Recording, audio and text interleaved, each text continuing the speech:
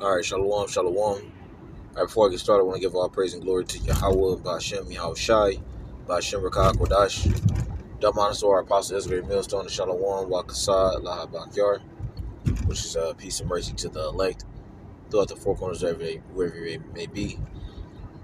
When Brother Omar from the branch of GMS Cleveland come back at you with another video. Lord willing to be edifying. And I'm, excuse me, I'm going to play this clip, Elder Ariala from Dallas. He did a video titled Homeboy Slave Ninjas Must Go. And he played a few clips from Malcolm X going into the field nigga and the house nigga. All right. And Elder Ariala was making, points about how you have field. You have that to this very day. And not just with regular Jake. You even have field nigga prophets. The mentality wise, I would say that, which would be us, and you have the house nigga mentality prophets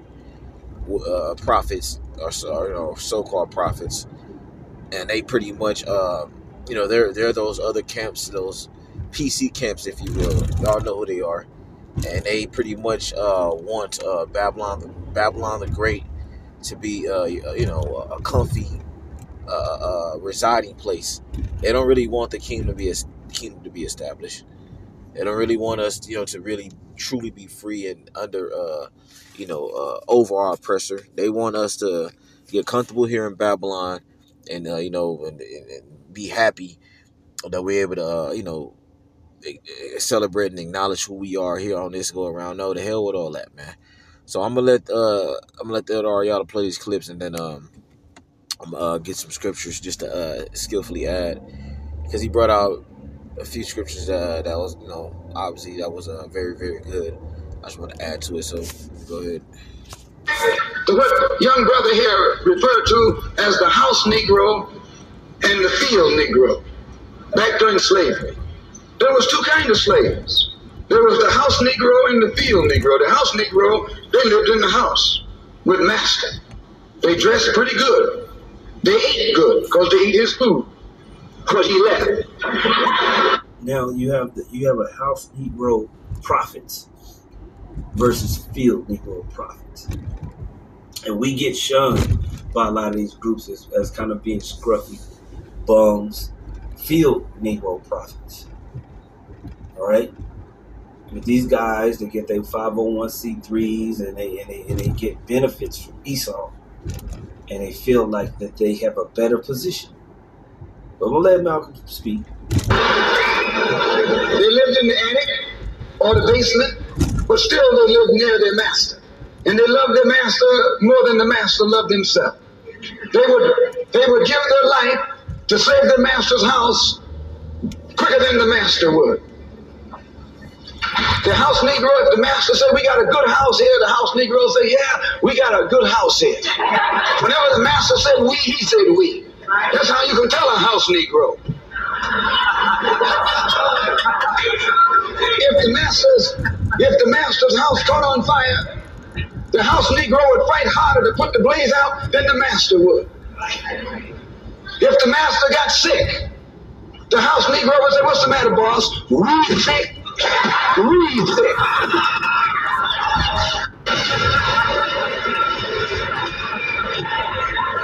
That's the mentality of our people, man. You even got these people looking at Trump like Trump is. Yeah, so I'm gonna stop right there. You can watch the rest of the video. Very, very, very good video. So with that being said, you see, or you heard how the elder gave examples, and he like I said, he let Malcolm X speak and explain what a house nigga is and a field nigga is, and it's really the mentality behind the two that the elder is getting into. And like I said, you had that to this day, man. Like where it's a real demon that's on our people for them to just be in this mentality where they love their oppressor, The elder, I think the elder mentioned about the Stockholm syndrome when you look that up. But yeah, it's them loving their oppressor. They're, regardless of all the stuff that this devil has done to them, the history of the wickedness that he's done to our people, and he's still doing all that. Jake doesn't. They don't care about. They act like it doesn't exist, or they just ignore it and toss it to the side and still willing to accept this devil for everything he done to them. No, man.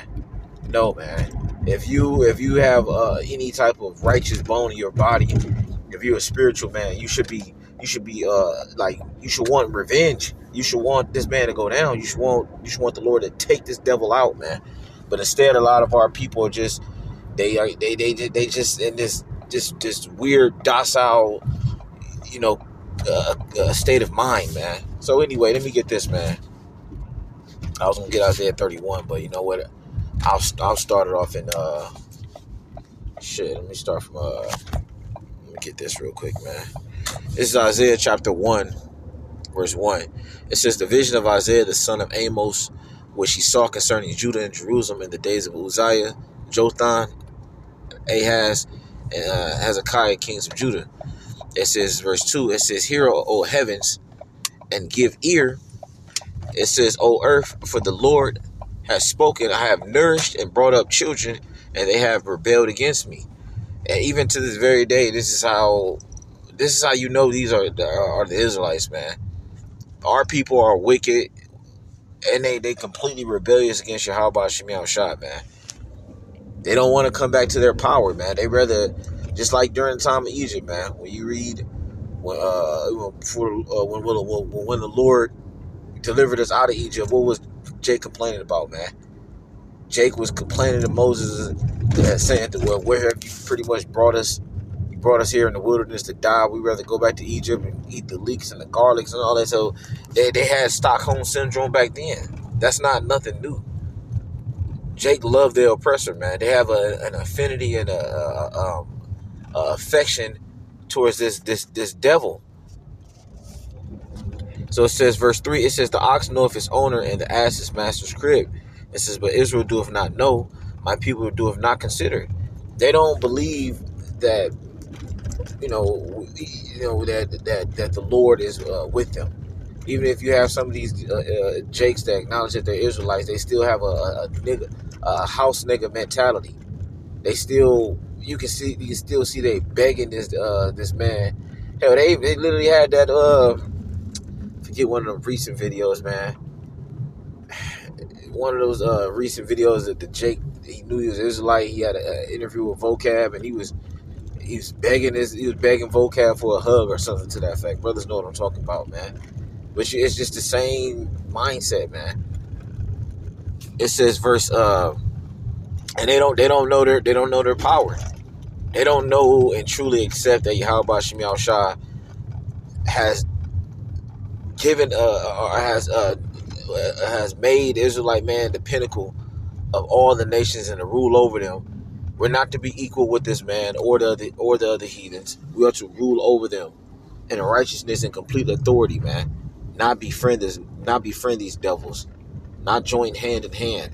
But Jake, once again, they have that house nigga mentality where they want to befriend Esau. They want Esau to be in the kingdom, right along with Moab and them stinking ass Hamites and them other heathens eating at the table with Yahushua and the rest. No, man, no, drinking wine with brothers and we in the kingdom. Like, no, get the hell out of here, man.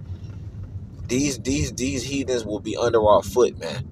All right, and you have to get that in your head, man. You Jakes, you have to know that the Lord set you on high. He set you on top. You have to have a king-like mentality, man. He gave you natural born enemies. These devils, these Edomites, so-called white people, and the rest of these heathens, they are natural born enemies. You have to know and understand that.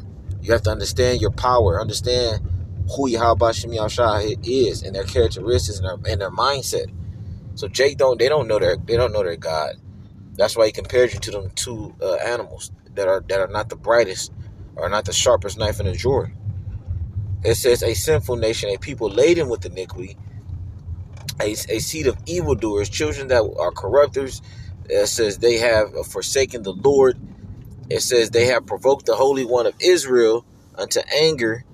They are going away backwards, and that is another thing, man. They have gone away backwards, man. Meaning, like, when you look at the history of our people, when you read the scriptures, man, King David and the kings before him, and the mentality that a lot of the righteous men that we read about, they wasn't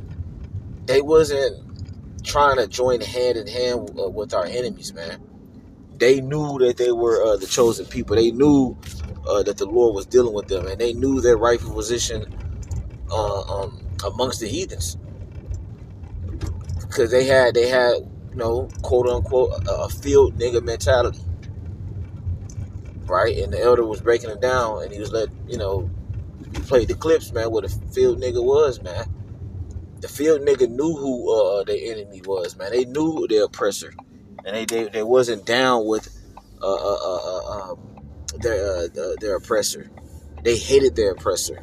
They understand the position. The field nigga understood the position that he was in and how he wanted to get out of it, because it was not conducive to his life. It says, verse 5, why should you be stricken any more? You will revolt more and more. The whole head is sick and the whole heart faint, man. So the Lord said the whole head is sick, man, because that is a mental sickness, a mental and spiritual sickness that our people have, of wanting to, be a house nigga, man. I mean, I literally cannot wrap my mind around why would anyone, want to be like this, man, or be like that. Here it is, you have a person that clearly hates you, and is oppressing you, but instead of you wanting to flee from him or even take this man down or get or exact revenge on him, you want to stay there and be a pushover and let this man just do all type of, wicked, treat you all type of wicked ways, man, and just deal with you any way he wants, man. It's a lot of our people out here that really have that mentality, man, even to this very day. So the Lord said the whole head is sick, man. You can't cure that sickness that our people have. That's why you have a 2/3 category. That's why the Lord will ultimately wipe them out on this side, take them out in various ways, ultimately them nuclear missiles, and then they will have to be reborn in the kingdom of heaven through the ones that made it on this go around. Because it's clear that they're not going to get out of that. The Lord has seared their mind with a hot iron, as the scriptures say, man. They are completely locked into that mindset of wanting to be a house nigga. So guess what? The house nigga they gonna have to be deceased on this side, since they want to remain like that.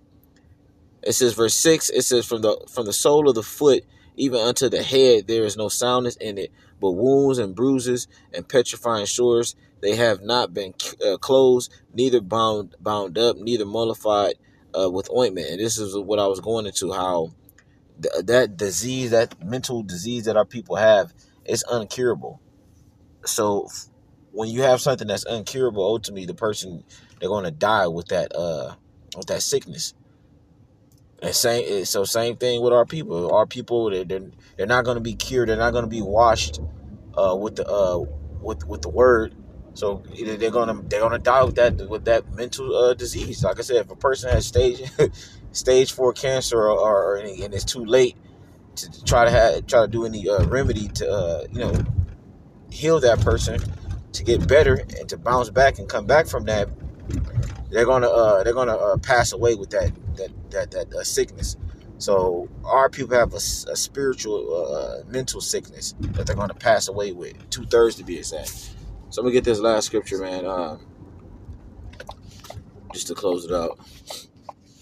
This is Isaiah chapter 31 and 1.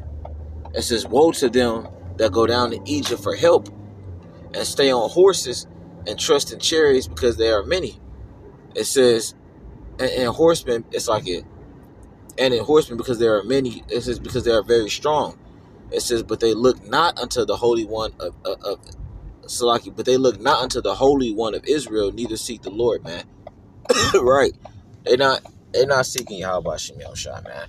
Our people will rather go down to Egypt for help. When all hell is going to break loose, who do you think they're going to run to? They're going to run to this devil, like just like when Hurricane Katrina happened and all these other hurricanes. It was waiting for FEMA to help them, give them aid.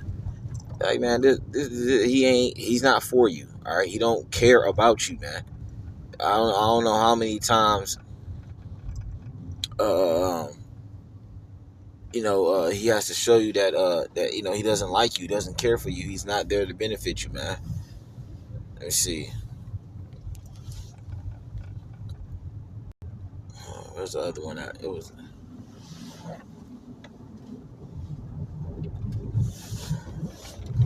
Yeah, was this the one I wanted to? Let me see.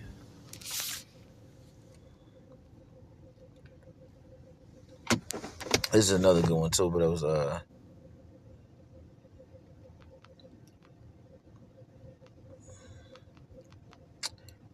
Damn, let me see. It was the other one, Rebellious Children. That might be it, man.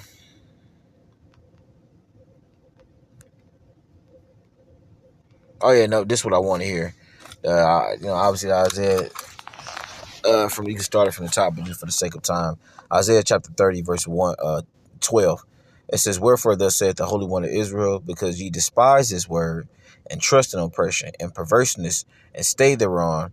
Therefore this iniquity shall be to you as a breach ready to fall, swelling in a high wall, whose breaking comes suddenly at an instant." Man, right? So because you despise this word and you trust in oppression, when all this stuff starts to happen, when Jacob's trouble starts to hit and you find yourself in a dire situation, man, it says it's going to be likened to a breach ready to fall.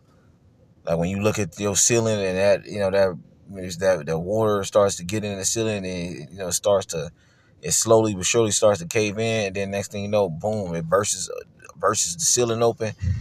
That's what this hell is going to be likened to when shit gets real. All right, when this devil comes down upon with great wrath, when he has martial art implemented, he has them troops kicking down doors, man. All right, so continue to be a house nigga, man. We'll see where that gets you, man. So hey, with that, I want to give all praise and glory to Yahweh, B'Shem Yahushai, B'Shem Rakah Kodash, Dabanas to our apostle Israel Millstone, and Shalom.